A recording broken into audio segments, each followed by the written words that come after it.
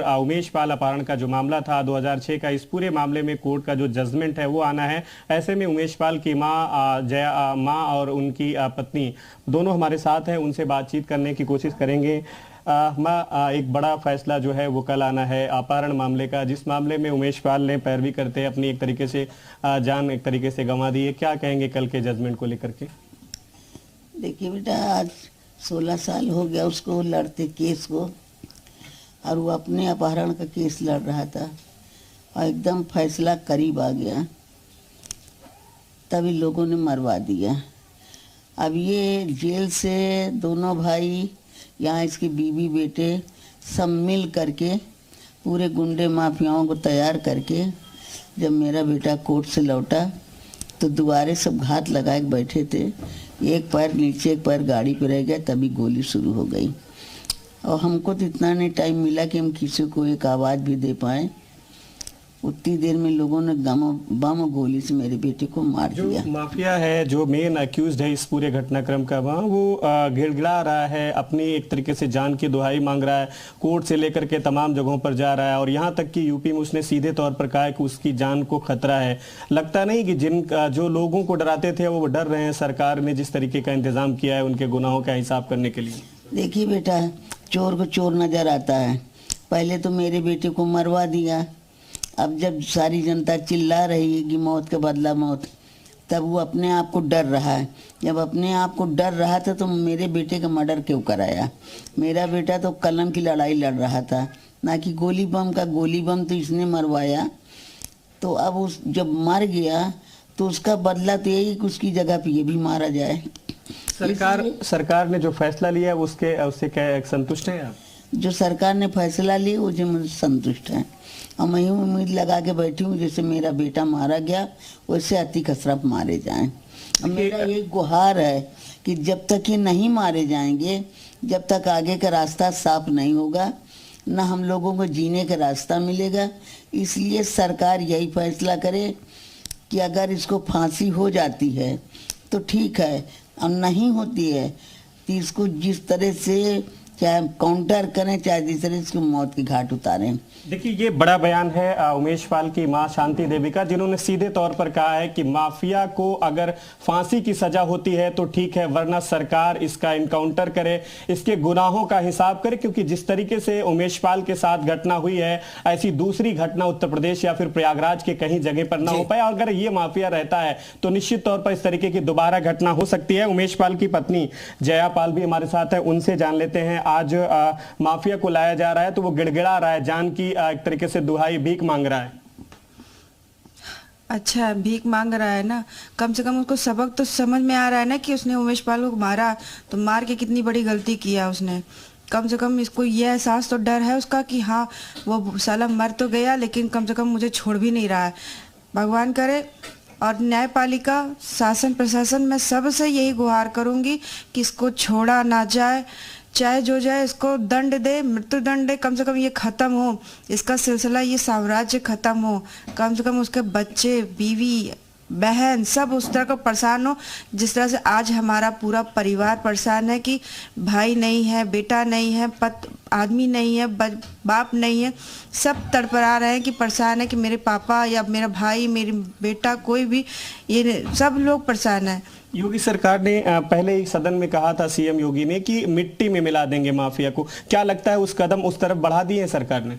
हाँ, बाबा जी जो कह रहे हैं वो सदन में जो कहा है उन्होंने वो सच करके दिखाएंगे। वो जो कर रहे हैं ना, बटोर रहे हैं, जो ये आतंक करने वाले लोगों को बटोर रहे हैं ना, कम से कम वो सफाया ज़रूर करें। मैं ये चाह रही हूँ कि ये आदमी को तो बिल्कुल ना छोड़े, अतीक अहमद अशरफ और उसका बेटा, कम से कम ये तीनों का खात्मा हो, तभी ये जो वजूद बन रहा है इन लोगों का खत्म होगा। तभी विपक्ष के लोग जो तमाम सवाल खड़े कर रहे हैं, चाहे अखिलेश यादव की बात करें और दूसरे लोग, उनके लिए क्या कहेंगे? ऐसे नेताओं को शरण दे रहे हैं, पोषण दे रहे हैं, वो गलत कर रहे हैं। वो अपनी आतंक का वर्चस्व फैलाना चाहते हैं, इसलिए वो चाह रहे हैं कि अरे वो ठीक है, गलत नहीं है। नहीं, उसने गलत किया। उसने आकर के सड़ेआम जो है उसके लड़के ने आकर के इस निर्मम हत्या करवाई। ये चीज़ कोई कल्पना भी नहीं कर सकता था कि इस तरह से कभी कोई घटना होगी।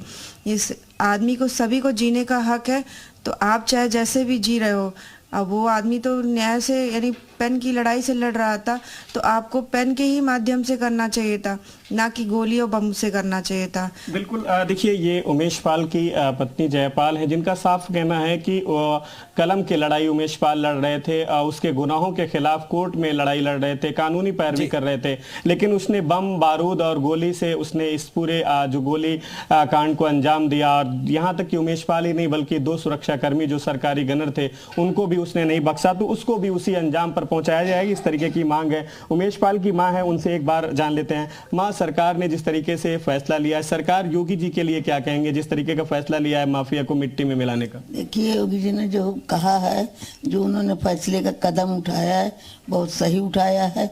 वो गुंडा माफियाओं का खात्मा कर रहे हैं। जो अखिलेश बीच में पैर उठा रहा है या बोल रहा है, इसके बाप ने अतिक को पाला, वही ये सम्राट तैयार किया है। तो जब बाप ने सम्राट तैयार करके मर गया तो बेटा तो पक्षपाती करेगा ही। क्या कहेंगे भविष्य के लिए ऐसे लोगों को ना पाला जाए, क्योंकि समाज के लिए यह हानिकारक है, खतरा है? कि जो अखिलेश कर रहे हैं वो एक तरह से गुंडाओं माफियाओं को बढ़ाने का सुझाव दे रहे हैं कि ये बढ़ें, ताकि हिंदू मुस्लिम जो भी इनके मारे जाएं। ये गुंडा माफियाओं का शरण दे रहे हैं, उत्साह रहे हैं। योगी जो कर रहे हैं वो बिल्कुल विपक्ष और सबका फैसला बिल्कुल मुतोड़ योगी जी पर यकीन है? मुझे योगी जी के ऊपर पूरा भरोसा है, यकीन है। इसलिए वो शुरू ही से गुंडा माफियाओं का खात्मा कर रहे हैं। वो अच्छा न्याय दे रहे हैं, अच्छा फैसला दे रहे हैं, इसलिए उनके फैसले पे हमको विश्वास है। बिल्कुल। देखिए, ये उमेश पाल की मां। बिल्कुल। एक सवाल और एक गुफरान एक सवाल पूछिए, क्योंकि सवाल ये हो रहा है क्योंकि अभी जिस तरह कानपुर का विकास दुबे कांड हुआ, गाड़ी पलट गई, वही डर कहीं ना कहीं अतीक के रिश्तेदारों, परिवार को, लोगों में भी चर्चा कि कहीं ऐसा ना हो जाए कि गाड़ी पलट जाए, कहीं एनकाउंटर ना कर दे पुलिस। क्या उनकी माताजी चाहती है कि जिस तरह विकास दुबे का खात्मा हुआ ऐसा ही होना चाहिए उसके साथ भी?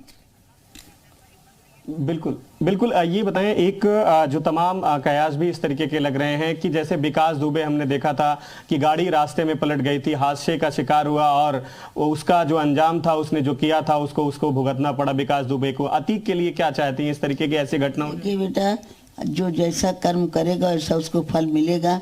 विकास दुबे ने जो किया था उसको प्रणाम मिला, अतीक ने जो किया इसको प्रणाम मिलना। गाड़ी पलटनी चाहिए बेटा, हम ये नहीं कहेंगे गाड़ी पलटे, उसकी मौत होना चाहिए चाहे जिस तरह से हो। देखिए, ये माँ है, इनके आंखों में आंसू है, उस आंसू का हिसाब जाहिर से बात है माफिया को कीमत उसकी जो है चुकानी ही चाहिए। और जिस तरीके से सरकार ने फैसला लिया है मिट्टी में मिलाने का, वो साफ संदेश है उन अपराधियों के लिए, उन गुंडों के लिए। तो उमेश पाल का आपको बता दें, परिवार, हमारे सहयोगी गुफरान बात कर रहे थे। एक छोटे से ब्रेक के लिए उठ रहे हैं, ब्रेक के बाद भी खबरों का सिलसिला लगातार चलता रहेगा और इसी बड़ी खबर पर बड़ी कवरेज भी जारी रहेगी।